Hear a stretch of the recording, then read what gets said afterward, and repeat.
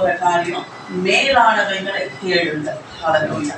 கொலோசியர் 4 அதிகாரம் 1-2 வசனத்தை வாசிக்கலாம். மேலானவைகளை தேடுங்கள். இந்த காரியத்தை தான் இன்னைக்கு நம்ம பார்க்க போறோம். மேலானவைகள் என்ன, கீழானவைகள் என்ன, அதை எப்படி ஆண்டவர் நம்மளை தேட சொல்லுகிறார், அதை எப்படி நம்ம அடைந்து கொள்ள வேண்டும் அப்படிங்கிற காரியத்தை குறித்து இன்னைக்கு நம்ம பார்க்கலாம். கொலோசியர் 3 அதிகாரம் 1-2 வசனம். நீங்கள் கிறிஸ்துவுடன் கூட எழுந்ததுண்டானால் கிறிஸ்து தேவனுடைய வலது பாரிசத்தில் வீற்றிருக்கும் இடத்தில் உள்ள மேலானவைகளை தேடுங்கள், பூமியில் உள்ளவைகளை அல்ல மேலானவைகளையே நாடுங்கள். ஆமென். எல்லாம் சேர்ந்து வாசிக்கலாமா? நீங்கள் கிறிஸ்துவுடனே கூட எழுந்தது உண்டானால் கிறிஸ்து தேவனுடைய வலது பாரிசத்தில் வீற்றிருக்கும் இடத்தில் உள்ள மேலானவைகளை தேடுங்கள், பூமியில் உள்ளவைகளை அல்ல மேலானவைகளையே நாடுங்கள். ஆமென். எபேசியர் 2 அதிகாரம் 7 வசனம். கிறிஸ்து இயேசுவுக்குள் நம்மை அவரோட கூட எழுப்பி உன்னதங்களிலே அவரோட கூட உட்காரவும் செய்தார். ஆமென். எல்லாம் சேர்ந்து வாசிக்கலாம். கிறிஸ்து இயேசுவுக்குள் நம்மை அவரோட கூட எழுப்பி உன்னதங்களிலே அவரோட கூட உட்காரவும் செய்தார். ஹல்லேலூயா. நம்மளோட பொசிஷன் என்ன? உன்னதங்களில அவரோட கூட உட்கார்ந்து இருக்கு. ஆமென். எவ்வளவு பெரிய பாக்கியம் பாருங்க. அவரோட கூட உன்னதங்களில உட்காரவும் வைத்திருக்கிறார். இதுதான் நம்மளுக்கு கிடைச்ச பாக்கியம். ஆனா நம்மளுடைய எண்ணங்கள் எப்படி இருக்கு? நம்ம பூமியில தான் வாழ்ந்துட்டு இருக்கோம். எங்க உன்னதங்கள் இருக்கிற மாதிரி இருக்குது. முன்னே நம்ம கேட்டோம். ஆனா ஆண்டவர் நம்மளை வைத்திருக்கிற இடங்க உன்னதங்களில் அவரோட கூட உட்காரவும் வைத்தார். இதை எப்படி உட்கார வச்சாருன்னு ஃபர்ஸ்ட் நம்ம பார்த்துட்டு அந்த பொசிஷன்ல நம்ம எப்படி தொடர்ந்து இருக்கணும் அப்படிங்கிறத நம்ம தொடர்ந்து பார்க்கலாம். ஆதியாகமம் 1 அதிகாரம் 26 வசனம். ஆதியாகமம் எடுத்துக்கொண்ட 1 அதிகாரம் 26 வசனம். பின்பு தேவன் நமது சாயலாகவும் நமது ரூபத்தின் படியையும் மனுஷனை உண்டாக்குவோமாக, அவர்கள் சமுத்திரத்தின் மச்சங்களையும் ஆகாயத்து பறவைகளையும் மிருக ஜீவன்களையும் பூமி அனைத்தையும் பூமியின் மேல் உயிரும் சகல பிராணிகளையும் ஆள கடவுள்கள் என்றார். 27.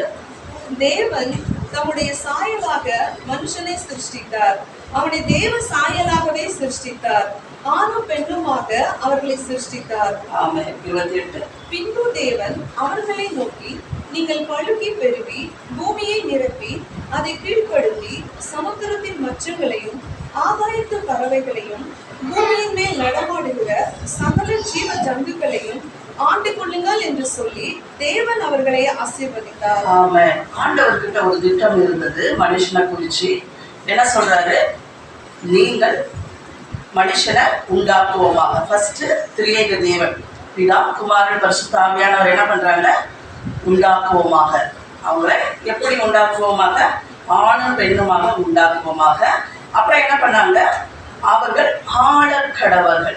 இதுதான் ஆண்டவர் ஃபர்ஸ்ட் தேவன் மேல கொண்ட நோக்கம் என்ன? ஆளக் கடவர்கள். ஹல்லேலூயா. ஆண்டவர் நம்மளை ஆளும்படியாக படைத்தார். ஹல்லேலூயா. எல்லாம் எதை ஆளும்படியாக? நீங்கள் பழுகி பெருகி பூமியை நிரப்பி அதை கீழ்ப்படுத்தி சமுத்திரத்தின் மச்சங்கள் ஆகாயத்து பறவைகள் பூமியின் மேல் நடமாடுகிற சகல ஜீவ ஜந்துக்களையும் ஆண்டு கொள்ளுங்கள் என்று சொல்லி தேவன் நம்மளை ஆசீர்வதித்தார். ஹல்லேலூயா. தேவன் நம்மளை ஆளுகை செய்யும்படி ஆசீர்வதித்திருக்கிறார். இதுதான் ஆதாம் மேல கொண்ட நோக்கம். ஆதாம் இல்ல, மனுஷன் மேல. மனுஷன் அவர் படைத்தது நோக்கமே என்னது? அவன் ஆளுகை செய்ய வேண்டும். ஹல்லேலூயா. ஏன்னா இயேசு ஒரே பேரான குமாரன் பரலோகத்தில் ஆளுகை செய்கிறார். பூமியை படைத்து ஒரு குமாரனை உண்டாக்கினார் ஆதாம் என்று. அவனை இந்த பூமியில் ஆளுகை செய்யும்படி அதே ஆண்டவர் என்ன பூமியில் ஆளுகை செய்கிறாரோ அதே ஆளுகை. ஏன்னா அவன் தன் சாயலின்படியும் தன் ரூபத்தின்படியும் எல்லாம் தனக்குரியது எல்லாத்தையும் ஒரு மனுஷன் இந்த பூமியில ஆளுகை செய்யணுங்கிறது தான் தேவனுடைய அனாதி திட்டம். அதுதான் எபேசியர்ல நம்ம பார்க்கணும் இல்லையா? எபேசியர் 1 அதிகாரம் என்ன சொல்றது? இந்த பூமிக்கு உண்டானதுக்கு முன்னாடி உள்ள அவருடைய நோக்கம் என்ன? ஒரு புத்திர சுவிகாரம் உண்டாக வேண்டும். ஹல்லேலூயா. ஒரு புத்திரர்கள் உண்டாகி பூமியை ஆளுகை செய்ய வேணும் அப்படிங்கிறது தான் பிதா குமாரன் பரிசுத்த ஆவியானவர் அவங்க முடிவெடுக்கிறாங்க. அவங்க எப்பயுமே முதல்ல என்ன பண்ணுவாங்க? பேசுவாங்க, சொல்லுவாங்க. முதல்ல அவங்க எந்த காரியத்தை எடுத்தாலும் உண்டாக்குவோமாக என்றார். எப்பயுமே அவர் எல்லாத்தையும் முதல்ல அவர் சொல்லுவார். சொன்ன உடனே என்ன வந்துடும்? ஜீவன் வந்துடும். அடுத்து அதுதான் சொல்றாரு, நம்ம எப்பயும் தேவ பிரசன்னத்துல போகும்போது அந்த ஜீவன் வெளிப்படும். உடனே அந்த ஜீவனுக்கு ஏற்ற மாதிரி நம்ம செயல்படணும். இதுதான் அங்க நடந்த காரியம். ஆளுகைக்கு வச்சாரு. ஆளுகை என்ன ஆயிடுச்சு? உள்டாவாயிடுச்சு. அவன் பிசாசின் பேச்சை கேட்டு சொல்ல கேட்ட என்ன ஆயிடுச்சு? ஆளுகையை எங்க டிரான்ஸ்ஃபர் ஆயிடுச்சு? அவன் கைக்கு போயிடுச்சு. அந்த மகிமை, அந்த ஆளுகை, அந்த அதிகாரம் பிசாசு எடுத்துக்கொண்டான். உடனே போகல, கொஞ்சம் கொஞ்சம். அதுதான் நம்மளுக்கு முதல் நாள் எடுத்த எப்படி மரணம், ஒவ்வொரு காரியமா எப்படி அவன் ஒவ்வொரு ஆளுகையா எடுத்தான். உடனே அப்படி எடுத்தோன்னே போல அவன் 930 வருஷம் அப்புறம் வாழ்ந்துட்டு தான் இருந்தான். அந்த 930 வருஷத்துக்குள்ள ஒவ்வொரு காரியமா என்னாச்சு? தேவனுடைய காரியங்கள் எல்லாம், ஏன்னா அவன் தேவனோட பேச்சு இல்லாம போயிடுச்சு, உறவு இல்லாம போயிடுச்சு இல்லையா? இந்த அதிகாரம் என்பது என்ன, ஆளுகை என்பது என்னன்னா உடனே ஏற்று நான் சொல்ற போயிடுச்சு கேட்கிறோம் அப்படிங்கிறது கிடையாது. இந்த தேவனோடு உறவா இருந்து காரியங்களை செயற்பட வேண்டும் என்பதுதான் அதிகாரம், ஆளுகை. இப்ப நம்ம ஆளுகைலாம் நம்ம ஊர் ராஜாக்களை பார்த்துட்டுனால இப்படி நினைக்கிறோம், கிடையாது. அதிகாரம் எப்படி புறப்படும், ஆளுகை எப்படி செயல்படும்னா தேவனோடு இருக்கிற உறவுல இருந்துதான் செயல்படும். இதை நல்லா புரிஞ்சுக்கோங்க. நம்மளும் சில நேரத்துல அதிகாரமா கட்டளை எடுக்கிறோம், நிறைய காரியங்கள் செய்யறோம். ஏன் அது போக மாட்டேங்குதுன்னா அது உறவுல இருந்து செயல்படும். நம்ம எந்த அளவு தேவனோடு உறவா இருக்கிறோமோ, அந்த அதிகாரத்தை அறிந்தவர்களா இருக்கிறோமோ, அப்பொழுதுதான் அந்த அதிகாரமும் அந்த ஆளுகையும் செயல்படும். இப்ப என்னாச்சு? ஆதாம் இழந்துட்டான். ஆனா தேவ திட்டம் முடியல. அவர் கொண்ட ஒரே நோக்கம் என்னது? மனுஷன் பூமியை ஆளுகை செய்யும், அவ்வளவுதான். அந்த ஒரே நோக்கத்தை விட்டு அவர் மாறவே கிடையாது. அவர் என்ன பண்ணாரு? சரி, நீ உல்டா பண்ணிட்ட. அவ மறுபடியும் ஆதியாகமம் 3:15 என்ன சொல்றாரு? உனக்கும் ஸ்திரீக்கும் உன் வித்துக்கும் அவள் வித்துக்கும் பகை உண்டாக்குவேன். அவர் உன் தலையை நசுக்குவார், நீ அவர் குதிங்காலை நசுக்குவாய் என்றார். ஆண்டவர் என்ன சொன்னாரு? அங்கேயே பிசாசுக்கு ஒரு முடிவை வைத்தார். உன் தலையை நசுக்குவார். அவனுடைய ஆளுகை அங்கேயே முடிச்சிட்டு அது வந்து சேர்வதற்கு தான் காலங்கள் எடுத்ததை தவிர்த்து அந்த மீட்பின் திட்டம் அன்னையிலிருந்து மனுஷன் ஆளுகை செய்ய வேண்டும் என்பதுதான். நல்லா புரிஞ்சுக்கோங்க. தேவன் வேற திட்டம் மனுஷன் மேல வைக்கவே கிடையாது. அவர் ஒரே நோக்கம், நீ ஆளுகை செய். இந்த உலகத்துல நீ எப்படியாவது வாழ்ந்துக்கோ அப்படின்னு அவர் சொல்லல. நீ ஆளுகை செய்யணும். ஹல்லேலூயா. நான் அவனை படைத்தது நோக்கமே நீ ஆண்டுகள். அது ஒரு பிளஸ்ஸிங். தி பிளஸ்ஸிங் அதுதான் ஃபர்ஸ்ட் ஆண்டவர் கொடுத்த தி பிளஸ்ஸிங். என்னது? ஆளுகை செய், டொமினியன். நீ ஆளுகை செய்யணும். நீ வந்து எல்லாவற்றையும் அதிகாரத்துக்கு உட்பட்டு. ஏன்னா அவனை ராஜாவா வச்சிருக்க. ஆளுகை யாருடையது? ராஜாவோடது. ஹல்லேலூயா. பரலோகத்தின் ராஜா ஆதாம பூமியின் ராஜாவாக உண்டாக்கி வைத்தார். இந்த ஆளுகை அங்க மாறினதுக்கு அப்புறம் காரியங்கள் எல்லாம் என்ன ஆயிடுச்சு? குழம்பி வந்துகிட்டே இருக்குது. ஆனா ஆண்டவர் அங்கேயே வாக்கு கொடுக்கிறார், அவர் உன் தலையை நசுக்குவார். ஹல்லேலூயா. அதற்குரிய காரியங்கள் தொடர்ந்து வருது. ஆண்டவர் ஆபிரகாம தெரிந்து கொள்கிறார். அங்க அவனுக்கு வாக்கு கொடுக்கிறார், உன் பேரை நான் பெருமைப்படுத்துவேன், உனக்குள்ள தேசங்கள் ஆசீர்வதிக்கப்படும், உனக்குள்ள ராஜாக்கள் உதிப்பார்கள் அப்படின்னு சொல்லிட்டு அதுதான் நீங்க அந்த ஃபர்ஸ்ட் மத்தேயு 1ஆம் அதிகாரத்தை எடுத்து 1ஆம் வசனம் வாசிங்க.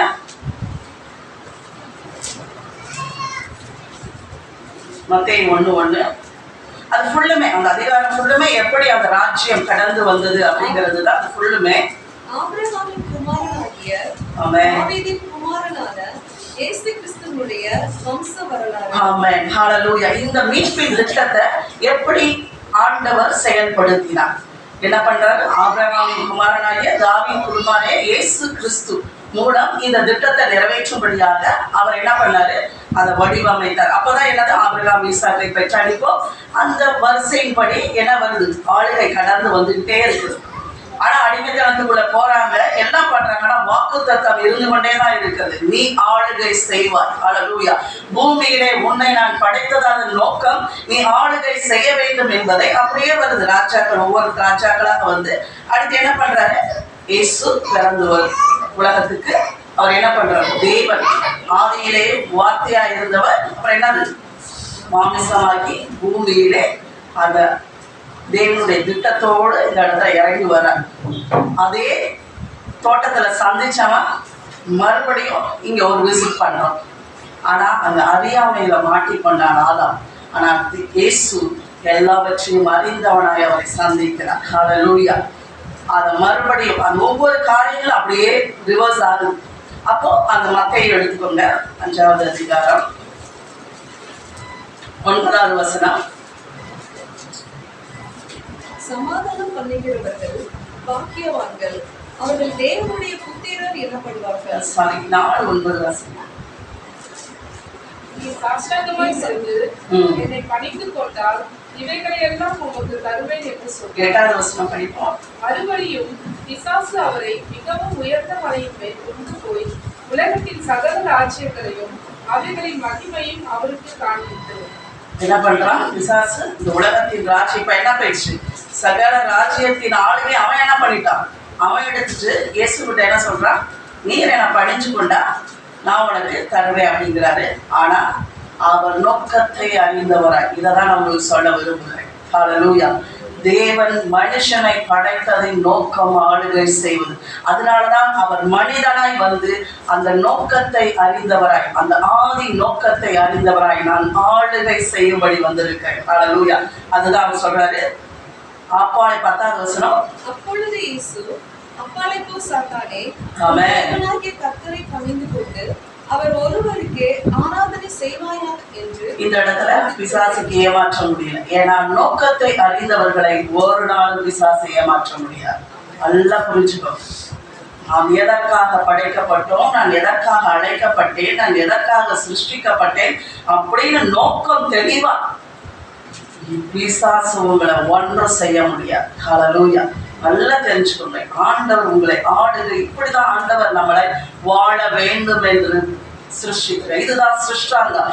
இதுதான் அவர் நம்மளுக்கு வைத்து போட்ட காலடிகள், காட்சுவடிகள், மாதிரிகள். ஹல்லேலூயா.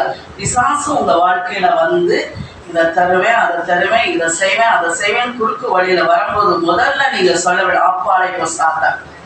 ஹல்லேலூயா. என்றைக்கும் பிசாசுக்கு இடம்படாது.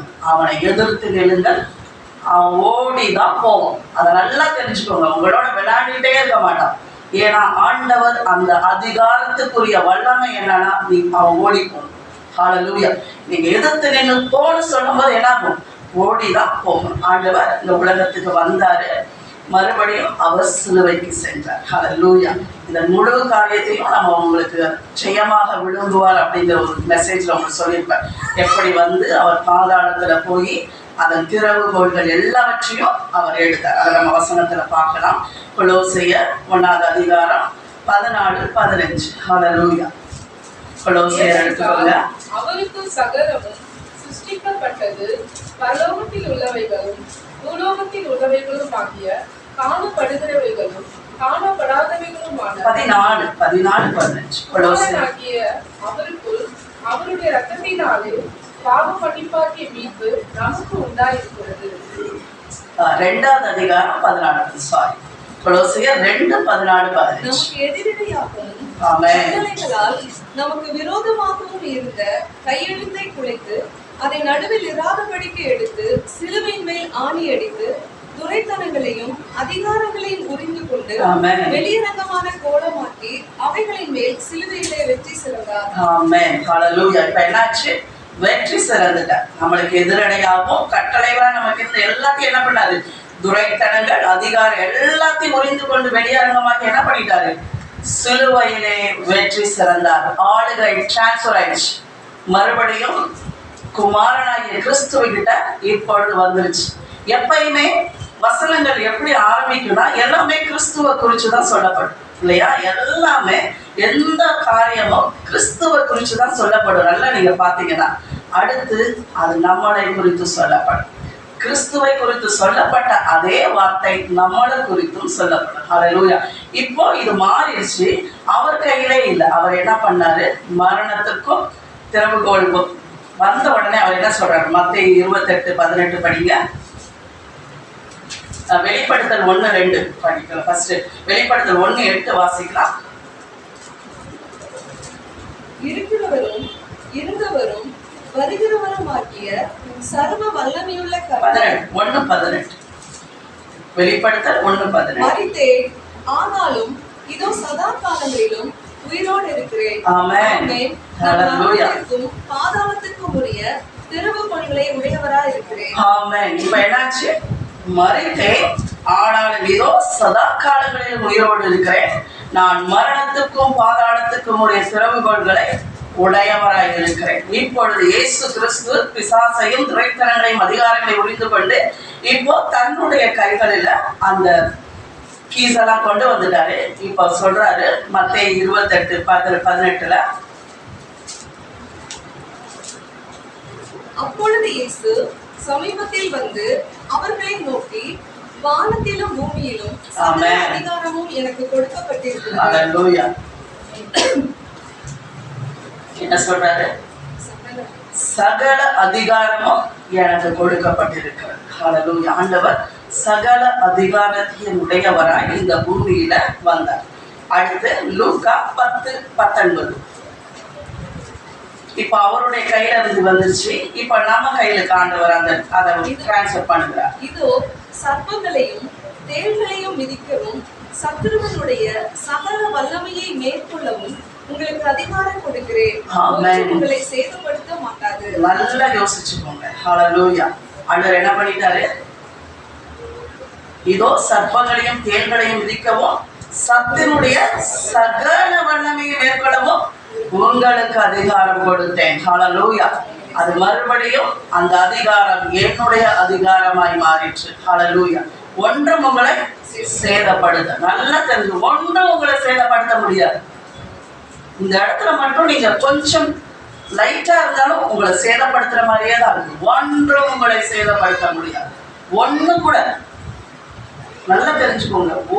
ஒரு காரியம் கூட உங்களை சேதப்படுத்த முடியாது. இந்த அதிகாரம் தான் கர்த்தர் நம்மளுக்கு கொடுத்த அதிகாரம். இந்த ஆளுகை தான் கர்த்தர் நம்மளுக்கு கொடுத்த ஆளுகை. ஹல்லேலூயா. மத்தேயு 28:18 இதெல்லாம் தேவன் நம்மளுக்கு கொடுத்த ஆளுகையின் காரியங்கள். ஹல்லேலூயா. அப்பொழுது இயேசு சமீபத்தில் வந்து அவர்களை நோக்கி, வானத்திலும் 18 மத்தேயு 18:18 பூலோகத்திலே நீங்கள் எவைகளை கட்டுவீர்களோ அவைகள் பரலோகத்திலும் கட்டப்பட்டிருக்கும். பூலோகத்திலே நீங்கள் எவைகளை கட்டவிழ்ப்பீர்களோ அவைகள் பரலோகத்திலும் கட்டவிழ்க்கப்பட்டிருக்கும் என்று மெய்யாகவே உங்களுக்கு சொல்லுகிறேன். 19வது வசனம். அல்லாமலும் உங்களில் 2 பேர் தாங்கள் வேண்டிக் கொள்ள போகிற எந்த காரியத்தை குறித்தாகிலும் பூமியிலே ஒருமனப்பட்டிருந்தால் பரலோகத்தில் இருக்கிற என் பிதாவினால் அது அவர்களுக்கு உண்டாகும் என்று உங்களுக்கு சொல்லுகிறேன். ஆமென். ஆண்டவர் என்ன சொல்றாரு? இப்போ அதிகாரத்தை உங்க கைகள்ல நான் கொடுத்திருக்கிறேன். நீங்க பூமியில எது கட்டுறீங்களோ அது பரலோகத்துல கட்டப்படும். நீங்க பூமியில எதை கட்டவிழ்ப்பீர்களோ அது கட்டவிழ்க்கப்படும் சொல்லி ஆண்டவர் என்ன பண்ணாரு? மறுபடியும் அதிகாரத்துக்குள்ள நம்மளை கொண்டு வந்தார். ஹல்லேலூயா. ஆளுகையில நம்மளை கொண்டு வந்திருக்கிறார். இதுதான் ஆளுகையின் வாழ்க்கை. இததான் எபேசியர் எடுத்துக்கோங்க. எப்படி ஆண்டவர் நம்மளை உட்கார வச்சார் அப்படிங்கறதான் இப்ப நான் உங்களுக்கு சொல்லிட்டு இருக்கேன். எப்படி நம்ம சிங்காசனத்துல ஆண்டவர் உட்கார வச்சாருன்றது சாதாரண காரியம் இல்லை. இது கிட்டத்தட்ட 4000 வருஷங்களாக நடந்த ஒரு பெரிய காரியம்.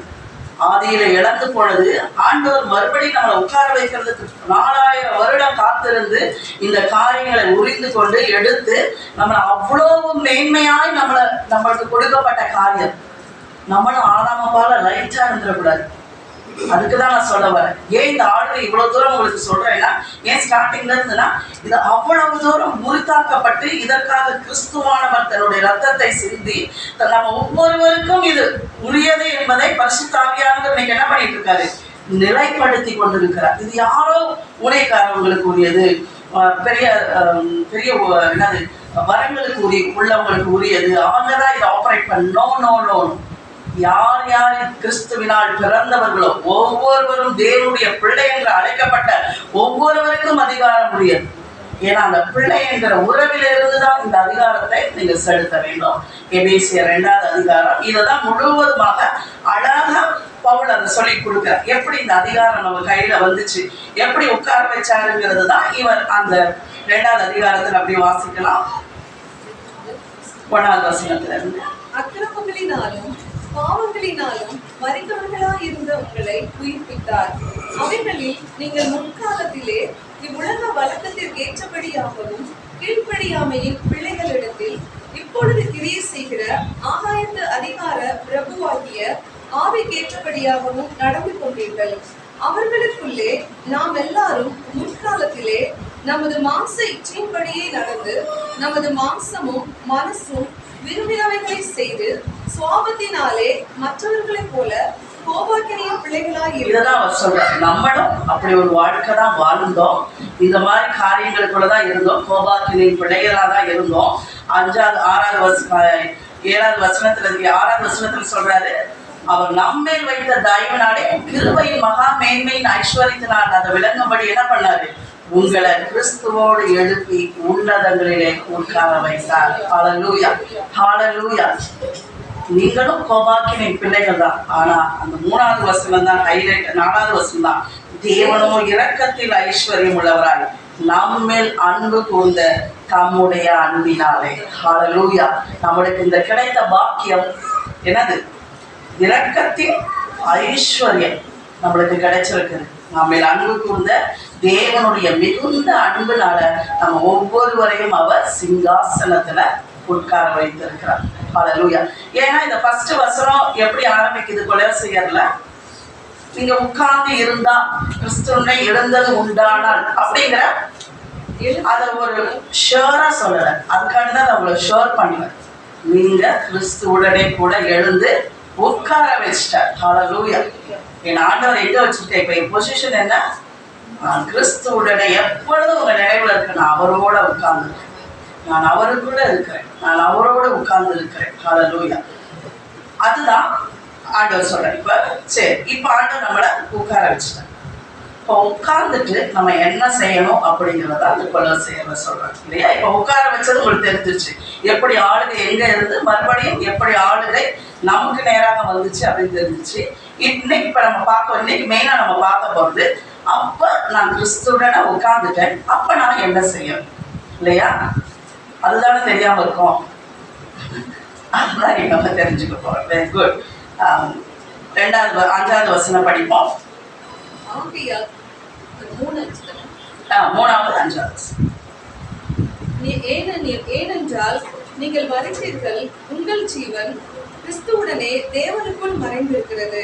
ஆகையால் விபசாரம், அசுத்தம், மோகம், துர்ரீச்சை, விக்கிரக ஆராதனையான பொருளாசை ஆகிய இவைகளை பூமியில் உண்டு பண்ணுகிற உங்கள் அவயவங்களை அழித்து போடுங்கள். இந்த இடத்துல ஆண்டவர் என்ன சொல்ற, 2 காரியங்கள். பூமிக்குரியவைகளை அல்ல, மேலானவைகளை நாடுங்கள்.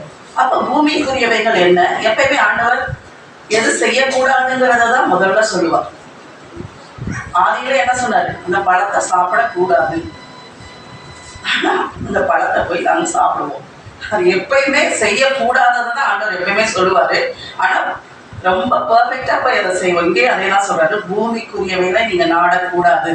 அப்படா அதை நாடக்கூடாது, ஆனா மாதிரி ரிவர்ஸ் ஆயிடக்கூடாது. நம்ம என்ன சொல்றாரு, பூமிக்குரியவைகள்னா என்ன, விபச்சாரம், அசுத்தம், மோகம், துர்இச்சை, விக்கிரக ஆராதனையாகிய பொருளாசை, அப்புறம் தான் 8வது வசனம், கோபம், மூர்க்கம், பொறாமை, அப்புறம் ஒருவருக்கு ஒருவர் பொய் சொல்றது. இது எல்லாமே எதற்குரியதா இருக்கிறது, பூமிக்குரியதா இருக்கிறது.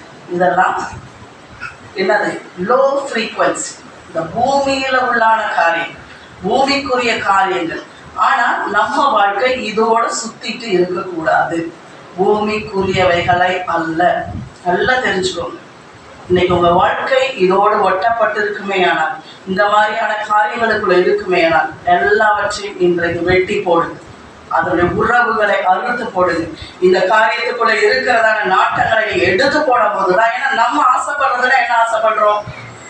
தேவனுடைய மகிமை, தேவனுடைய அற்புதங்கள், தேவனுடைய அடையாளங்கள், அவரை போன்ற வாழ்க்கை, பரிசுத்தம், நீதி, அப்புறம் என்னது, இது மாதிரியான மேலான காரியங்களை நம்ம வாஞ்சிக்கிறோம். ஆனா வாழ்றது எங்க இருக்கிறது? லோ ஃப்ரீக்குவென்சிக்குள்ள கீழே இருக்கிற காரியங்களோட நம்ம இருக்கிறோம். ஆண்டவர் சொல்றாரு, பூமிக்கு உரியவைகளை அல்ல, இந்த மாதிரியான காரியங்களோடு நீங்க இணைக்கப்படக்கூடாது. மேலான காரியம் என்ன? அததான் ஆண்டவர் இந்த 22வது வசனத்திலிருந்து ஆண்டவர் சொல்லுகிறார். ஹல்லேலூயா. வேலைக்காரரே, சரீரத்தில் 3:12 ஆகையால் நீங்கள் தேவனால் தெரிந்து கொள்ளப்பட்ட பரிசுத்தரும். ஆமென். முதல்ல என்னது? மேலான காரியம் என்ன? நீங்கள் தேவனால் தெரிந்து கொள்ளப்பட்ட பரிசுத்தர். அடுத்து பிரியருமாய், மேலான காரியங்கள், நீங்கள் பிரியமானவர்கள், நீங்கள் பரிசுத்தர்கள். ஹல்லேலூயா. அடுத்து உருக்கமான இரக்கத்தையும், நீங்க உருக்கமான இரக்கத்தை உடையவர்கள். ஹல்லேலூயா. அடுத்து தயவையும், 4வது காரியம், நீங்க தயவை உடையவர்கள், மனத்தாழ்மை, 5வது சாந்தத்தையும், 6வது சாந்தம், நீடிய பொறுமையையும் தரித்துக் கொண்டு. ஆமென். இப்போ இதெல்லாம் களைஞ்சு போட்டோம். இதெல்லாம் பழைய மனுஷனுக்குரியது. பூமிக்குரிய காரியங்களை நீங்க என்ன பண்ணணும்? களைஞ்சு போட்டணும். இந்த 5வது வசனத்துல இருக்கிறது, இந்த 8வது வசனத்துல இருக்கிற காரியம், 9வது வசனத்துல இருக்கிற காரியங்கள்லாம் என்ன பண்ணிடணும்? நீங்க களைஞ்சு போட்டணும். இதுக்காக நீங்கள் தெரிந்து கொள்ளப்பட்டவர்கள் அல்ல. இந்த வேசித்தனம், விபச்சாரம், அசுத்தம், மோகம், துருச்சி, விக்கிரக ஆராதனை, பொருளாசை, கோபம், மூர்க்கம், பொறாமை, வாயில பிறக்கலாகாத தூஷணமும் வம்பும் வார்த்தைகளுமாகிய இவைகளெல்லாம் விட்டு விடுங்கள். ஒருவருக்கொருவர் பொய் சொல்லாதிருங்கள். ஹல்லேலூயா. இதெல்லாம் பழைய மனுஷனுடைய, பூமிக்குரிய மனுஷனுடைய காரியங்களோட நீங்க இருக்கக்கூடாது என்று சொல்லிட்டுதான் நீங்க பரிசுத்தரும், பிரியமானவர்கள், உருக்கமான இரக்கத்தை உடையவர்கள், தயவை உடையவர்கள், இதெல்லாம் ஹை ஃப்ரீக்வன்சி. இதெல்லாம் தேவன், இதுதான் மேலானவைகளை நாடுங்கள். நீங்க நாட வேண்டியதெல்லாம் என்னது? நீடிய பொறுமையை தரித்து கொண்டு ஒருவரை ஒருவர் தாங்கிக் கொள்கிற காரியம். ஒருவர் பேரில் ஒருவருக்கு குறைபாடு உண்டானால் கிறிஸ்து உங்களுக்கு மன்னிப்பது போல ஒருவருக்கு ஒருவர் மன்னிக்கிறது. இதெல்லாம் மேலான காரியங்கள். 14வது வசனம், இவை எல்லாவற்றின் மேலும் பூரண சற்குணத்தின் கட்டாகிய அன்பை தரித்துக் கொள்ளுங்கள். அன்பு மேலான காரியம். அடுத்து 15, சமாதானம் உங்கள் இருதயங்களில் ஆதரப்படும். ஆமென். தேவ சமாதானம் மேலான காரியம். இதற்கென்றே நீங்கள் ஒரே சரீரமாக அழைக்கப்பட்டீர்கள். ஆமென். நன்றியறிதல் உள்ளவர்களுமாய் இருங்கள். 11வது, நன்றி அறிதல் உள்ளவர்களாய் இருப்பது மேலான காரியம். 16வது வசனம், கிறிஸ்துவின் வசனம் உங்களுக்குள்ளே சகல ஞானத்தோடும் பரிபூரணமாக வாசமாய் இருப்பதாக, சங்கீதங்களினாலும் கீர்த்தனைகளினாலும் ஞான பாட்டுகளினாலும் ஒருவருக்கொருவர் போதித்து புத்தி சொல்லிக் கொண்டு. மேலான காரியம் என்ன பண்ணணுமா? சங்கீதங்களினாலும் கீர்த்தனைகளாலும் ஞான பாட்டுகளாலும் ஒருவருக்கொருவர் போதித்து புத்தி துதி மேலான காரியம். இருதயத்திலே கர்த்தரை பக்தியுடன் பாடி. ஆராதனை, இருதயத்துல கர்த்தரை பக்தியுடன் பாடுவது ஆராதனை மேலான காரியம். 17வது வசனம், வார்த்தையிலாவது கிரியலினாவது நீங்கள் எதை செய்தாலும் அதையெல்லாம் கர்த்தராகிய இயேசுவின் நாமத்தினாலே செய்து அவர் முன்னிலையாக பிதாவாகிய தேவனை ஸ்தோத்திரியுங்கள். பிரைஸ் மேலான காரியம். அடுத்து 18, மனைவிகளே கர்த்தர் கேட்கும்படி உங்கள் புருஷருக்கு கீழ்ப்படியுங்கள். ஹல்லேலூயா. பயங்கரமான காரியம், மேலான காரியம், பயங்கரமான காரியம். இதெல்லாம் நாடணும். ஏன்னா நம்ம கல்ச்சர்லி நம்ம எப்படி, இப்போ இது நம்மளுக்கு பழக்கம் கிடையாது இல்லையா? நம்ம கல்ச்சர் எப்படி? கல்ச்சர் ஆணாதிக்க கல்ச்சர் இல்லையா? அப்படிதான், அவங்க தான் ரூல், தேவனுடைய ரூல் அதுதான். ஆனா எப்படின்னா, மனைவிகளை கர்த்தருக்கு புருஷருக்கு கீழ்ப்படிங்கள். இது எப்படி நடக்கும்? அடுத்து 19வது வசனத்தின்படி இருந்தா இது நடக்கும். புருஷர்களே உங்கள் மனைவிகளில் அன்பு கூறுங்கள், அவர்கள் மேல் கசந்து கொள்ளாதிருங்கள். ஆமென். இதெல்லாம் மேலான காரியம். இதெல்லாம் சபைக்கு ஆண்டவர் சொல்லுகிறார். ஹல்லேலூயா. இந்த மேலான காரியங்கள் உங்களுக்கு இருக்கணும். புருஷர்களை பார்த்து ஆண்டவர் என்ன சொல்றாரு? மனைவிகளில் அன்பு கூறுங்கள், அவர்கள் மேல் கசந்து கொள்ளாதீர்கள். இது ரெண்டுமே செஞ்சு பாருங்க, ஆட்டோமேட்டிக்கா கீழ்ப்படுதல் வரும். இது ரெண்டுமே உண்டாகும் போது என்ன ஆகும்? ரிபல்லியன் என்ன பண்ணும்? சண்டை தான் போடும் இல்லையா? எதிர்த்து நிற்போம், நோ சொல்லுவோம். நீங்க கொஞ்சம் அன்பு கூர்ந்து என்ன சொல்றாங்க, அவர்கள் கசந்து கொள்ளாத இருக்கும்போது என்ன ஆகும்? இந்த கீழ்ப்படிதல் தானே நடக்கிற. இது ஒரு என்ன சொல்றதுன்னா, ஒரு ஸ்ட்ரகிள் பண்ணி நடக்கவே போற காரியம் கிடையாது. இது நார்மலா நடக்கிற ஒரு காரியம். ஏன்னா இப்படிதான் என் லைஃப்ல வாழணும் அப்படிங்கிறத நம்ம செட் பண்ணாததுனாலதான் இல்லையா? அதான் நம்ம நாடுறதெல்லாம் எப்படி? பூமிக்கு வருது நம்ம அப்பா, நம்ம தாத்தா, நம்ம சொந்தக்காரர்கள், உற்றார் உறவினரெல்லாம் பார்த்து வளர்ந்தனால இந்த பூமிக்குரியதுல இருக்கும் போது அந்த லூப்லயே தான் சிக்குவோம். பொறாம, அடி தடி, வம்பு, வார்த்தை, பேச்சு, நீயா நானா, இந்த லூப்லயே தான் சுத்துவோம்.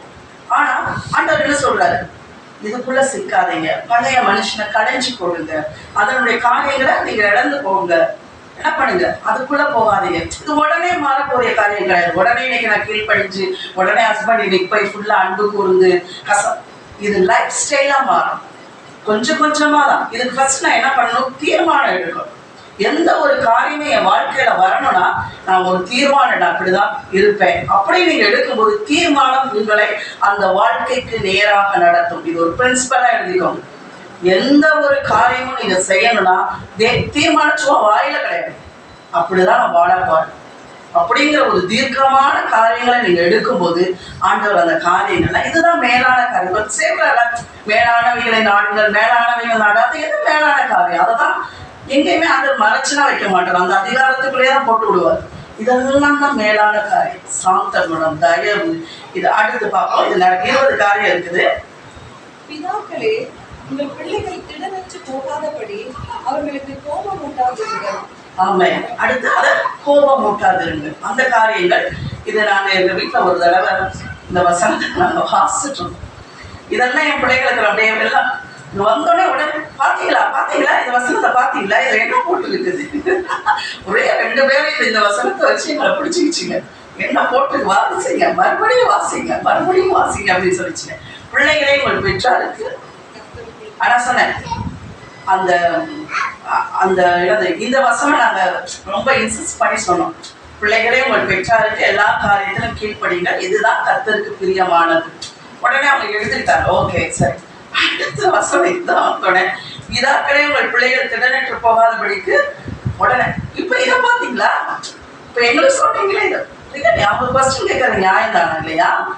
நீ எனக்கு இந்த காரியத்தை இப்ப மனைவிக்கு அது சொன்னா கடவுள் செய்யணும். அதே போல பிள்ளைகளுக்கு அது சொல்லும் போது தகப்பன் தாயாக நம்ம இந்த காரியம் இதுதான் மேலா இப்படி செய்யும் போது கோபம் கூட்டாத போது என்ன ஆகும்?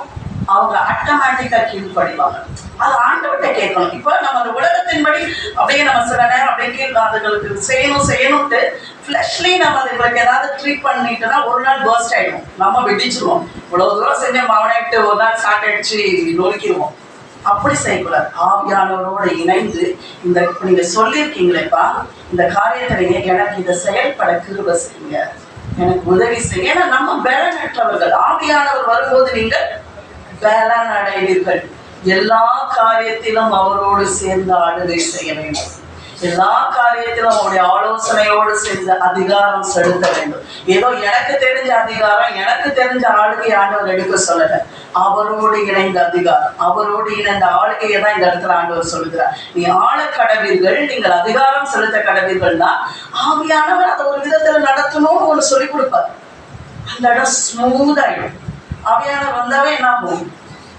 ஆயில் எவ்வளவு கட்ட முட்டை நான் நாடுக்கு நாள் அப்படியே பாறையவே இருந்தாலும் ஆயில் ஊத்துறோன்னா என்ன ஆயிடும்? அதோடைய பொடியா நொறுங்க. ஹல்லேலூயா. அந்த பலனை பெற்றுக்கொள்ளுங்க. அந்த வாழ்க்கைக்குள்ள நம்ம வருவோம். ஹல்லேலூயா. ஆண்டவர் இந்த உன்னத வாழ்க்கைக்கு தான் அழைக்கிறார், பூமிக்குரியவைகளை அல்ல. இருந்திருக்கலாம் லைஃப்ல, அதான் சொல்றாங்க, இந்த பூமிக்குரியவங்கள தான் இருந்தீங்க, மாமிசமும் மனசும் விரும்பினதுதான் நீங்க செஞ்சிட்டு இருந்தீங்க. ஆனா சத்தியம் வரும்போது, சத்தியம் உங்களை விடுதலையாக்கும் போது, சத்தியத்தில் அந்த சுவிசேஷம், இதுதான் சுவிசேஷம், இப்படி எனக்கு ஒரு வாழ்க்கை கொடுத்திருக்கிறாருங்கிற வரும்போது ஆண்டவரே நான் வாழ விரும்புகிறேன், இப்படியே என் வாழ்க்கை மாற விரும்புகிறேன் அப்படியே நீங்க அவரோடு இணைந்து கொள்ளும் போது இந்த காரியங்கள் உங்களுக்கு அந்த மாற்றத்தை கொடுப்பார். ஹல்லேலூயா. அடுத்து 19வது வசனம். வேலைக்காரே சரீரத்தின்படி வேலைக்காரரே, சரீரத்தின்படி உங்கள் எஜமான்களா இருக்கிறவர்களுக்கு எல்லா காரியத்திலேயும் கீழ்ப்படிந்து நீங்கள் மனுஷருக்கு பிரியமாய் இருக்க விரும்புகிறவர்களாக, பார்வைக்கு ஊழியம் செய்யாமல் தேவனுக்கு பயப்படுகிறவர்களாக. 19வது காரியம், கர்த்தருக்கு பயப்படுகிற பயத்தை சொல்றார். Fear of the Lord சொல்றார். ஆண்டவரிடம் மேலான காரியம் என்னது? கர்த்தருக்கு பயப்படுகிற பயம். வேலைக்காரர்கள் அப்படின்னு சொல்லி ஆண்டவர் சொல்லி நீங்க அந்த மனுஷனுக்கு முன்பாக, அப்ப அவங்க எப்படி வேலை பார்ப்பாங்க? ஆண்டர்னா ஒரு வேலை பார்ப்பாங்க, ஆளிலாட்டினா ஒரு வேலை பார்ப்பாங்க. அப்படி இல்லாதபடி கர்த்தர் உங்களை பார்க்கிறார் அப்படிங்கிற விஷயத்துல இருந்து நீங்க வேலை செய்யுங்க. கர்த்தருக்கு பயப்படுகிற பயம். அடுத்து 20வது, நீங்கள் கர்த்தராகிய கிறிஸ்துவை சேவிக்கிறதினாலே சுதந்திரமாகிய பலனை கர்த்தராலே பெறுவீர்கள் என்று அறிந்து எதை செய்தாலும் அதை மனுஷர்களுக்கு என்று செய்யாமல் கர்த்தருக்கென்றே மனப்பூர்வமாய் 20வது காரியம், மனப்பூர்வமாய் செய்யுங்கள், அது கர்த்தருக்கு என்று செய்யுங்கள். இதுதான் மேலான காரியம். கர்த்தருக்கு நம்ம செய்யும்போது எப்படி செய்யும்? அதை கனமா செய்யும், அதுக்கு வேல்யூ கொடுப்போம் இல்லையா? அது மாதிரி எதை செஞ்சாலும் இந்த கர்த்தருக்குன்னு செய்யும். உங்க பிள்ளைகளை நீங்க எது செஞ்சாலும் உங்க மனசுல இருக்க வேண்டியது, இது எனக்காண்டி செய்யறேன், என் ஃபியூச்சருக்காண்டி செய்யறேன், என் பிள்ளைகளுக்காண்டி அப்படின்னு எதையுமே நீங்க பார்க்காதீங்க. எதை செய்தாலும் அது கர்த்தருக்கு என்று செய்து எப்படி செய்யணுமா? மனப்பூர்வமா. இதுதான் மேலான காரியங்கள். ஹல்லேலூயா, ஹல்லேலூயா. அதனால இந்த லோ ஃப்ரீக்வன்சி கீழே இதெல்லாம் மேலே ஹை ஃப்ரீக்வன்சி. இப்போ இதை அடையணும், ஆனா நம்ம இதை மாட்டிட்டு இருக்கோம். இந்த கீழே உள்ள காரியத்துல நம்ம எல்லாம் மாட்டியிருக்கோம். எப்படி நம்ம இன்னைக்கு இந்த மேலான காரியத்தை அடைய முடியும் அப்படிங்கிறதா சொல்லிப்ப புரிஞ்சிச்சா? கீழான காரியங்கள் என்ன, மேலான காரியங்கள் என்னன்னு புரிஞ்சிச்சு. இப்போ ஆண்டவர் நம்ம அழைக்கிறது எங்க அழைக்கிறாரு? மேலான காரியங்களை வாங்க அப்படிங்கிறார். ஆனா நம்ம இருக்கிறது எங்க? கீழான காரியத்துல. எப்படி இந்த கீழான காரியத்துல இருந்து மேலான காரியத்துக்கு போகணும் அப்படிங்கறத ஆண்டவர் என்ன சொல்றாருன்னா, பலவீனன் தன்னை பலவான் என்று சொல்ல கடவுள், தரித்திர செழிப்படைவான். இப்படிதான் நம்ம போகணும். தேவனுடைய வார்த்தையை பிடிச்சு நம்ம அந்த இடத்துக்கு போகணும். இப்ப ஆண்டவர் நீங்கள் பரிசுத்தரா இருங்கள், நீங்கள் தயவுள்ளவர்களா இருங்க இப்படிங்கும் போது இப்ப நான் இப்ப செழிப்பா இருக்கேன். இந்த ஒரு பாயிண்ட் சொல்றேன், அதுல நீங்க எல்லாமே கனெக்ட் பண்ணிக்கோங்க. இப்ப ஆண்டவர் நம்மளுக்கு அபண்டன்ஸ் வச்சிருக்காரு இல்லையா? நம்மளுக்கு செழிப்பு பரிபூர்ணம் என்பதெல்லாம் இங்க உள்ளது. ஹை ஃப்ரீக்வன்சில மேலான இடத்துல நம்மளுக்கு பரிபூர்ணமா இருக்கு. ஒண்ணு புதுசா அவர் செய்ய போறது இல்லை. நம்மளுக்கு வேண்டிய செழிப்பு, ஐஸ்வர்யம், மேன்மை எல்லாம் இங்க இருக்குது, பரிபூர்ணத்துல இருக்குது, ஹை ஃப்ரீக்வன்சில இருக்கு. நான் எங்க இருக்கேன்? இல்ல, எனக்கு பற்றாக்குறை, எனக்கு குறைவு, எனக்கு கடன், இப்படிங்கிற என்ன பண்ணிருக்கேன்? இந்த லோ ஃப்ரீக்வன்சில இங்க ஆடிட்டே இருக்கேன். இந்த லூப்ல நான் மாட்டியிருக்கேன். குறைவு, எனக்கு பத்தலை, எனக்கு இல்லை, எனக்கு இல்லை, எனக்கு இல்லை, எனக்கு இது குறைவா இருக்கு. ஆனா ஆண்டவர் அங்க என்ன சொல்றாரு? உனக்கு செழிப்பு, உனக்கு பூரணம், உனக்கு பரிபூரணம். நீ இப்போ நான் இந்த இடத்துல இருந்து இந்த இடத்துக்கு போகணும்னா இப்ப அவர் சொன்ன காரியத்தை இமேஜினேஷன்ல கொண்டு வர இல்லையா? இப்ப ஆபிரகாமுக்கு அதை சொன்ன அவளுக்கு புரியும். ஆபிரகாமுக்கு ஆண்டவர் என்ன பண்றாரு? நீ பிதாக்களின் தகப்பனா இருப்ப, உன் வம்சம் ஆசீர்வதிக்கப்படும், உன் பேரை பெருமைப்படுத்துவேன், ராஜாக்கள் தோன்றுவார். ஆனா அவன் எங்க இருந்தான்? எனக்கு ஒரு பிள்ளை கூட இல்லையே, இதுதான் நம்ம, எனக்கு இல்லை இல்லை இல்லை இல்லை இல்லை. ஆனா ஆண்டவர் என்ன சொல்றாரு? நீதான் பிள்ளைங்களுக்கே தகப்பனா இருப்ப, நீதான் ஆசீர்வதிக்கப்பட்டிருப்ப, உனக்கு கடற்கரையின் திறனான எப்படி கொடுப்பேன்? பிள்ளைகளை கொடுப்பேன், நட்சத்திர அளவு கொடுப்பேன். நம்ப முடியல, நம்ம மாதிரியே தான். ஆண்டவர் என்ன சொல்றாரு? நான் வாழாக்காமல் தலையாக்குவேன், நான் கீழாக்காமல் மேலாக்குவேன். சிலுவையினால இந்த தரித்திரம் எல்லாம் புரிந்து கொள்ளப்பட்டு நீ செல்வந்தனா, ஆபிரகாமுடைய ஆசீர்வாதத்துக்கு உரியவனா உன்னை மாற்றப்பொருளை மாத்திட்டார். அதுதான் துரைத்தரங்களையும் அதிகாரங்களையும் புரிந்து கொண்டு சிலுவையில வெற்றி தந்துட்டார். இப்ப அவனுக்கு நம்ப முடியல, நம்மள மாதிரியே தான். ஆனா ஆண்டவரோட இமேஜினேஷனை மாத்துறார், அவனுக்கு பிக்சர் கொடுக்குறார். என்ன சொல்றாரு? நட்சத்திரத்தை பாரு, உனக்கு இருக்கு, உனக்கு பிள்ளை இருக்கு. இல்லை இல்லை இல்லைன்னு அந்த நட்சத்திரத்தை பார்த்த உடனே ஒரு சின்ன நம்பிக்கை வரும். ஓ, என் பிள்ளைங்க இப்படி இருப்பாங்க போல இருக்கு. எப்படி அதை அவனுக்கு டைம் எடுத்தது. உடனே இது மாறுறதில்ல. நம்ம எப்போ உடனே என்ன பண்ணுறோம், இன்னைக்கு புரிஞ்சிடும், உடனே நாளைக்கு போய் பார்த்துட்டு இல்லையே இன்னைக்கு சுகம், என்ன நான் வியாதி இருக்கேன் சுகம் அப்படி இல்லை. நம்ம இமேஜினேஷன்ஸ் மாறும். இப்போ இல்லைங்கிறவனுக்கு ஆண்டவர் என்ன சொல்றாரு, உனக்கு இருக்குது, உனக்கு இருக்கு, உனக்கு பிள்ளைகள் இவ்வளவா இருக்குது. அதுக்குதான் அவர் என்ன பண்ணார், ஃபர்ஸ்ட் கூடாரத்தை விட்டு முதல்ல மூவ் பண்ணி உன் ஃப்ரீக்குவன்சியை முதல்ல மாத்து. உன் ஃப்ரீக்குவன்சி எல்லாம் இல்லைங்கிற இடத்துலயே நீ இல்லாம என்ன பண்ணு, முதல்ல நீ வெளியே வா, இந்த இடத்த விட்டு வா. ஆண்டவர் பொய் சொல்லல, இல்லாததை இருக்குன்னு பொய் சொல்லல, அவரோட ஃப்ரீக்குவன்சியை ஃபர்ஸ்ட் மாத்த சொல்ற. உன் இருதயத்தில் இருக்கிற நினைவுகள், நீ இதுவரையும் ஒரு லூப்ல மாட்டிருக்கல, பார்த்து வருஷங்கள் எல்லாம் கேட்டு இல்ல அவனுக்கே தெரிஞ்சு போச்சு. ஏன்னா சூழ்நிலைகள் அப்படி இருந்தது இல்லையா, சரீரம் செத்து போச்சு, சாரனுடைய காரியங்கள் எல்லாம் முடிஞ்சு போன அவ்வளவுதான் நினைச்சான். ஆனா ஆண்டவர் என்ன பண்ற, உனக்கு இருக்கு. இதுதான் ஃபர்ஸ்ட். எப்படி நம்ம அதை பெற்றுக்கொள்ள முடியுதா, முதல்ல நம்ம இமேஜினேஷன் மாறும். நீங்க பார்க்க ஆரம்பிக்கணும், உங்க இமேஜினேஷன்ல கொண்டு வரணும். இமேஜினேஷனா என்னது, கர்த்தருடைய வார்த்தையை உங்களுக்குள்ள எடுத்துட்டு வரணும். இப்ப ஆண்டவரோட வாழாக்காமல் தலையாக்குவார்னா நீங்க எப்படி தலையா நின்று காரியங்களை செயல்படுத்துறீங்க. ஹல்லேலூயா. உங்க வாழ்க்கையில நீங்க தலையா இருந்தா எப்படியெல்லாம் செயல்படுத்தணும்னு விரும்புற காரியத்தெல்லாம், நான் இப்படிதான் இருக்கேன், நான் இந்த மாதிரிதான் இருக்கிறேன் இப்படின்னு சொல்லி உங்க இமேஜினேஷனுக்குள்ள அது மாறணும். இந்த சப்கான்சியஸ், ஏன்னா சப்கான்சியஸ்ல எல்லாம் எவ்வளவு டார்க்னஸ் இருக்குது. அது எவ்வளவு நாள் நம்ம பழகின பழக்கம், நம்ம பேசின பேசு, நம்ம கண்ட உணர்ந்த வாழ்க்கை, நம்ம அனுபவிச்ச அனுபவங்கள் நம்மளுக்கு அவ்வளோ ஸ்டோரா இருக்கு. இப்போ ஒரு வார்த்தை அந்த வந்த உடனே என்ன பண்ணாது, ஒரு சின்ன கிராக் கொடுக்கும். நீங்க அதை பிடிச்சி மறுபடியும் உங்களை அந்த இடத்துக்கு கொண்டு வரும். இப்ப இல்லைங்கிற இடம் இப்ப சம்டைம்ஸ் தூரமா இருக்கலாம். இப்ப ஆபிரகாமுக்கு இருக்கு, இது நல்ல டிஸ்டன்ஸ் இருந்துச்சு. இந்த டிஸ்டன்ஸை சீக்கிரமா கொண்டு வரலாம் அப்படிங்கிறது எப்படின்னா, உங்க இமேஜினேஷன். இந்த இமேஜினேஷனுக்குள்ள இருக்கிற மாற்றங்கள் இன்னும் துரிதமா நடைபெறணும்னா நீங்க அந்நிய பாஷையில பேச ஆரம்பிச்சிடும். ஹல்லேலூயா. ஆண்டவர் உங்களுக்கு ஒரு வாக்குத்தத்தங்களை கொடுக்கும் போது, உங்க வாழ்க்கை மாறணும்னு நீங்க ஆரம்பிக்கும் போது, உங்க வாழ்க்கை தேவனோடு பேசுகிற பேச்சோடு இணையப்பட வேண்டும். ஹல்லேலூயா. இந்த பூமிக்குரிய பேச்சுகளையும் இந்த பூமிக்குரிய காரியங்களோடு நீங்க இணைஞ்சு அதையே பேசிட்டு இருந்தீங்கன்னா நீங்க மறுபடியும் எதை தான் அட்ராக்ட் பண்ணிட்டு இருக்கீங்க, இதேதான். இல்லாம இருக்கு சண்டை, அதுதான் சொல்றாரு. இதே பொறாம கசப்பு வைராக்கியம் என்ன பண்ற, மறுபடியும் இந்த லூப்லயே நீ சிக்கிற, மேலான காரியத்துக்குள்ள உன்னால வர முடியும். ஹல்லேலூயா.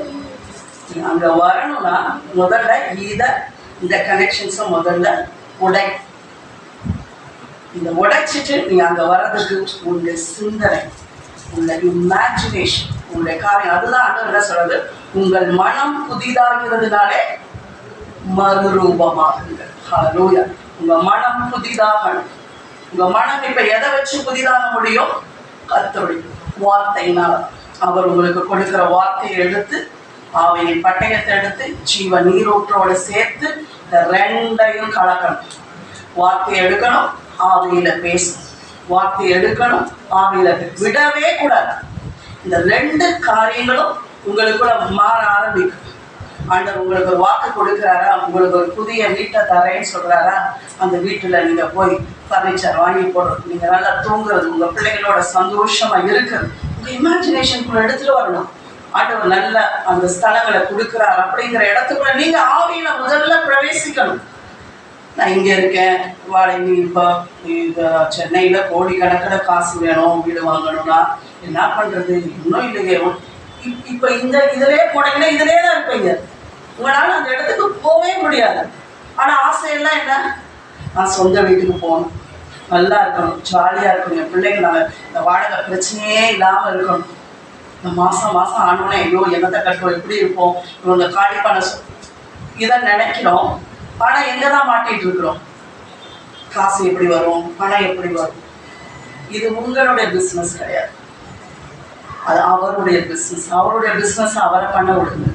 நீங்க ஆண்டவரே எனக்கு ஒரு வீடு வாசலை ஏற்படுத்தினதுக்காக ஸ்தோத்திரம், என்னுடைய ஸ்தலங்கள் இப்படியாய் ஆசீர்வதிக்கப்பட்டிருக்கிறபடியா ஸ்தோத்திரம், என் வீடு அறிவினாலும் புத்தியினாலும் கட்டப்பட்டிருக்கிறபடியா ஸ்தோத்திரம், ஆசீர்வாதங்கள் நிறைந்த எல்லா காரியங்களும் உண்டாயிருக்கிறபடியா சொல்றோம். என் வீட்டுல ப்ரேயர் மீட்டிங் நடக்குது. என்ன ராஜாக்கள் என் வீட்டுக்கு தேடி வராங்க, செபிக்கும்படி ஆட்களை நீங்க கொண்டு வரீங்க.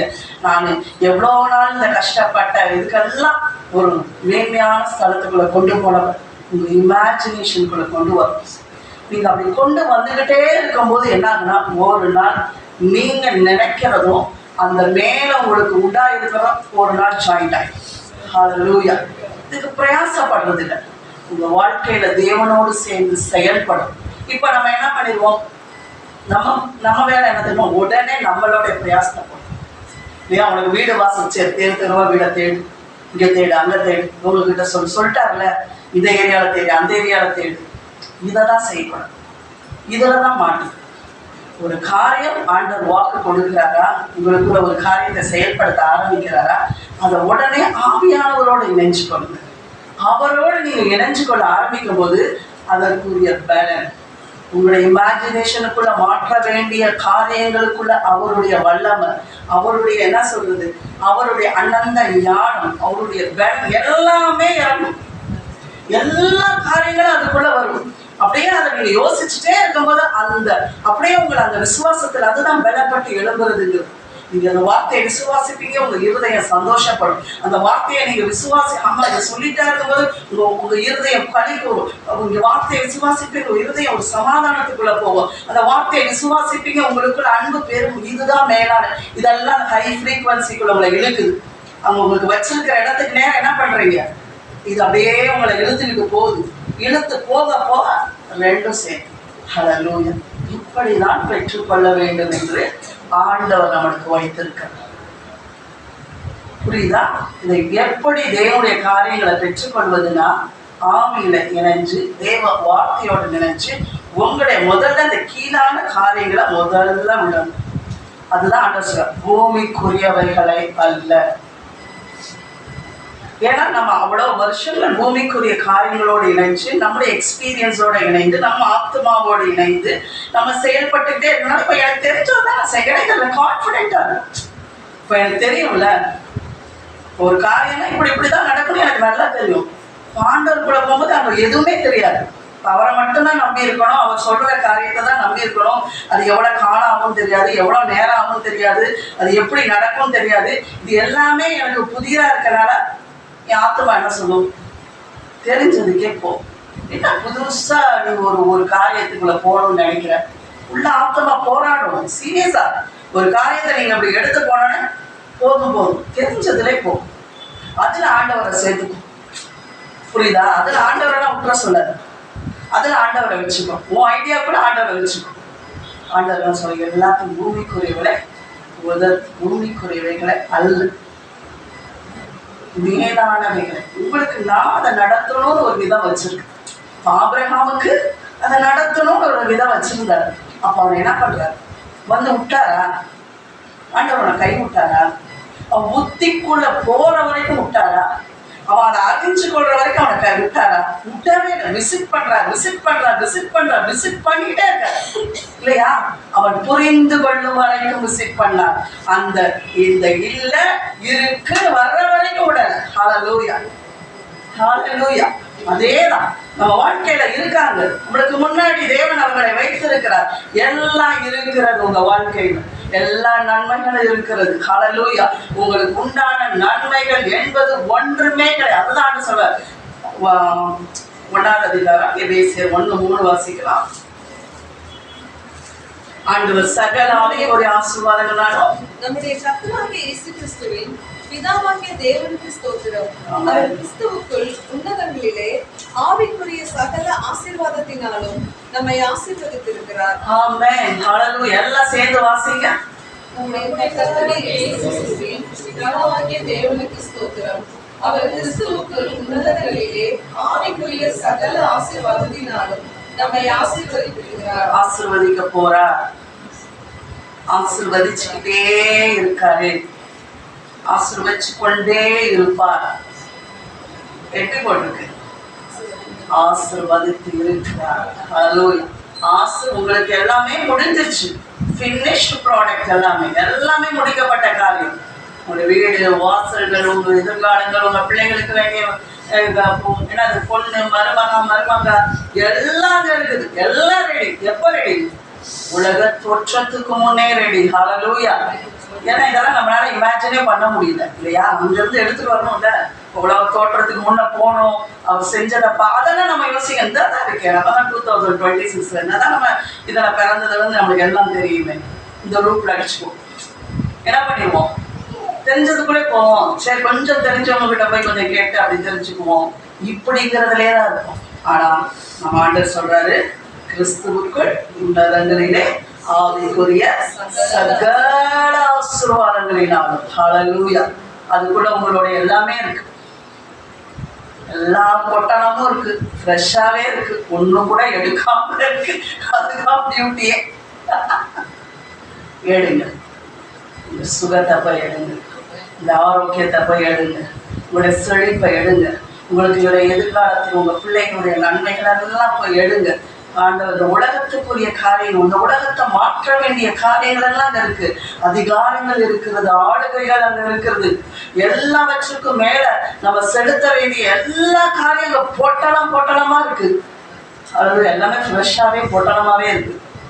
அன்பேக் பண்ணுங்க, போங்க, எல்லாவற்றையும் எடுப்போம். ஹல்லேலூயா. அது எங்க இருந்து ஆரம்பிக்கும்? இமேஜினேஷன். அதுதான் ஆண்டவர் சொல்றாரு, கர்த்தருடைய வேதத்தில் பிரியமாயிருந்து இரவும் பகலும் தியானமாயிருக்கிற மனுஷன் பாக்கியம்.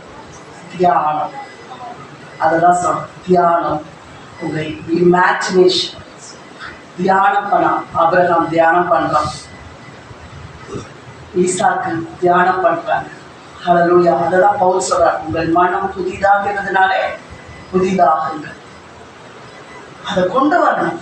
இரவு பகலும் கர்த்தருடைய வேதத்துல பிரியமா இருந்து சும்மா டெய்லி படிக்கிறத சொல்ல, ஒரு காரியத்தை எடுத்து அதுக்குள்ள போய் அதை தியானம் பண்ண ஆரம்பிக்கணும். அதுதான் அதை ஓனம் பண்ணிடாதீங்க.